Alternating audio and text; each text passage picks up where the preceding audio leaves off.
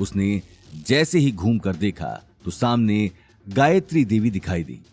दादी सा, क्या हुआ? गायत्री देवी का चेहरा गुस्से से बुरी तरह लाल था। गायत्री देवी को देखते ही आसपास खड़े लोग अपने अपने काम में लग गए। चुप, बिल्कुल चुप। इतना सब कुछ होने के बाद भी तुम्हारा पेट नहीं भरा जो ऑफिस के लोगों के सामने तमाशा कर रहे हो? आखिर तुम्हारा दिमाग क्या घास चढ़ने गया है? सॉरी दादी सा, वो मैं गुस्से में था क्योंकि ये सब जिसने भी किया है मैं उसका पता कर लूंगी, इसीलिए तुम अब चुप रहो। कुछ नहीं करोगे, मैं खुद चेयरमैन के पास जा रही हूँ। गायत्री देवी अवतार ग्रुप के लिए निकल जाती है। नील अपनी गाल पर हाथ रखकर बहुत देर वहीं खड़ा रहा। वहीं दूसरी तरफ अवनी और गौतम कार लेकर घर जाने के लिए निकल गए। अवनी मन ही मन खुश भी थी और कहीं ना कहीं वो गौतम को गुस्से में देखकर हैरान भी थी। थैंक यू नील से मेरी। अवनी, मैं तुम्हारा हस्बैंड हूँ। अगर तुम्हारे खिलाफ कोई ऐसी बात करेगा तो मैं उसे छोड़ूंगा नहीं, फिर चाहे वो नील ही क्यों ना हो। ये बात सुनकर अवनी के चेहरे पर मुस्कुराहट आ गई। अच्छा एक बात बताओ, जब हम बिल्डिंग के अंदर जा रहे थे तब तुमने इतने कॉन्फिडेंस से कहा था कि आज दादी सा का सच सबको पता लग जाएगा, और आज सच सबके सामने आ भी गया। मुझे समझ नहीं आ रहा, क्या तुम्हें ये सब पहले से पता था? ये बात सुनते ही गौतम एक पल के लिए सकपका गया। मुझे कैसे पता होगा? हाँ, बस मुझे इस बात का यकीन था कि इतनी बड़ी कंपनी में कोई इतनी आसानी से हेरा फेरी तो नहीं कर सकता, और फिर सच को सबके सामने आने से कौन रोक सकता है भला? हाँ, ठीक कहा तुमने। दोनों इसी तरह बात करते हुए घर की तरफ निकल गए। वहीं दूसरी तरफ गायत्री देवी कॉन्ट्रैक्ट ना मिलने की वजह पूछने के लिए अभिनव गुप्ता के ऑफिस में पहुंच चुकी थी।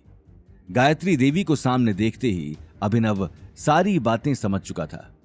कहिए गायत्री जी। अभिनव जी, मुझे समझ नहीं आ रहा है, आपने कॉन्ट्रैक्ट कैंसिल किया है। नील के डिजाइन में कोई कमी नहीं है, मैंने खुद वो डिजाइन चेक किया है। अगर आप इस प्रोजेक्ट को मना करते हैं तो अग्रवाल ग्रुप के साथ साथ आपकी कंपनी का भी लॉस होगा। ऐसा डिजाइन आपको कोई नहीं दे सकता, ट्रस्ट मी। Trust you? और कितना झूठ बोलोगी आप गायत्री देवी? ये बात कहते हुए अभिनव गुप्ता ने हाथ में पकड़ी फाइल टेबल पर रख दी और कुर्सी पर आराम से बैठकर गायत्री देवी की आंखों में देखने लगा।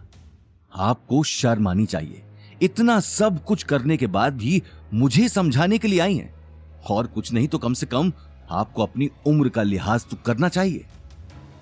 अभिनव की बात सुनते ही गायत्री देवी कुछ कह नहीं पाई। आज पहली बार उसकी अवतार में इतनी बेइज्जती हुई थी।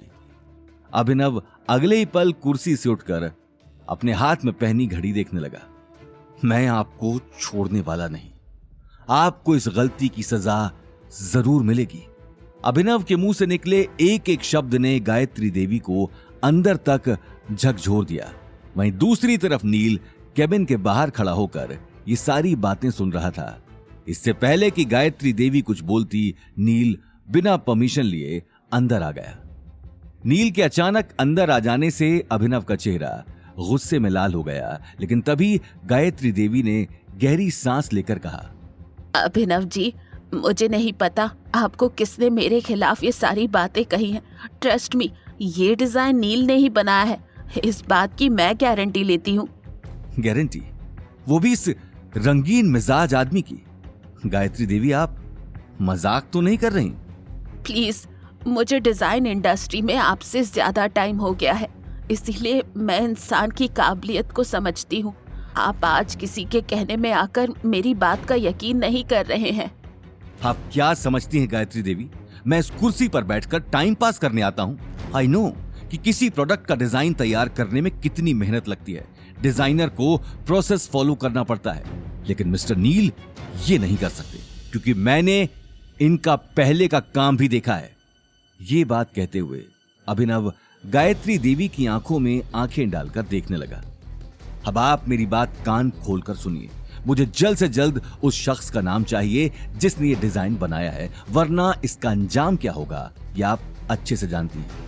अगर आप चाहती हैं कि अवतार में आगे भी आपका नाम इसी तरह बना रहे तो अपने काम पर लग जाइए, क्योंकि इस कंपनी के असली मालिक मिस्टर राठौड़ को ये बात पता लग चुकी है।